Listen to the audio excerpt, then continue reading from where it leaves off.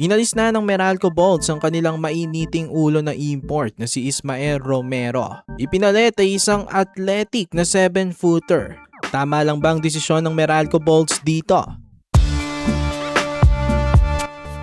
So may bagong import na ang Meralco Bolts sa 2026 Commissioner's Cup, si Marvin Jones. 7-footer na naglaro sa iba't ibang liga sa Europe, mostly sa Greece. Pinalitan na nga ng Bolts ang kanilang import pass sa East Asia Super League na si Ismael Romero. Solid naman ang import na ito kung babase tayo sa kanyang laruan at performance na ipinakita sa Bolts. Matik na yung naging issue nito kay Nick Demusis ang rason bakit siya inalis ng Meralco. Napakatindi nga at brutal ng ginawa nito kung maaalala nyo. Tinadya niya sa mukha si Demusis. Napakadelikado nga nun, pwedeng maka-end ng career yon.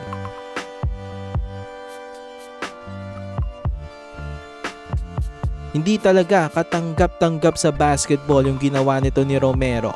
Dahil dito nagdesisyon ng management ng Meralco na i-drop siya. Sabi pa ni Coach Luigi Trillo noon, kailangan niya munang mag-public apology. Pero mukhang hindi na nga inantay ng Meralco yon. Maalala nga natin noon after ng incident niya kay Demusis. Siya pa rin ang import ng Meralco Bolts sa 2026 Commissioner's Cup. Maraming ang nagalit ng mga fans. Sinasabi nila na dapat daw may punishment itong si Romero sa ginawa niya.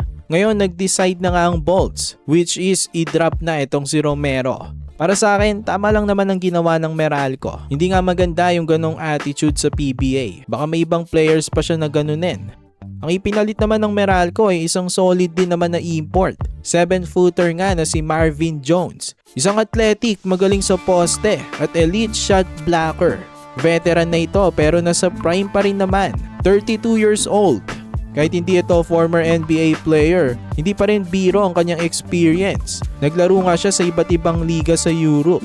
Sa Greece, Israel, Spain, Slovenia at Montenegro. 2025 Euro Cup champion nga itong import ng Meralco. Last year lang yon. Fresh na fresh pa sa kampyonato. Dahil doon maganda siguro ang momentum nito at mataas ang kumpiyansa. Again, ang pinaka-strength nga nito sa kanyang game ay ang kanyang athleticism. Kaya ang kanyang highlights na nakikita nyo dyan ay puro mga dunks at blocks. Very agile rin na big man, tumatakbo. At ang kagandahan nga nun ay isa siyang 7-footer. Good pick ang Bolts doon dahil alam naman natin maraming naglalaki ang imports ngayong 2026 Commissioner's Cup. Gusto ng Bolts na mayroon din silang higante na ibabandera, itatapat sa mga ito. Well, ano masasabi niyo mga Meralco Bolts fans? Okay lang ba sa inyo na pinalitan na si Ismael Romero? Ano naman ang masasabi niyo sa bagong import ng team na si Marvin Jones? For more PBA content, ilike nyo ng ating video at mag-subscribe na rin sa JB Buckets.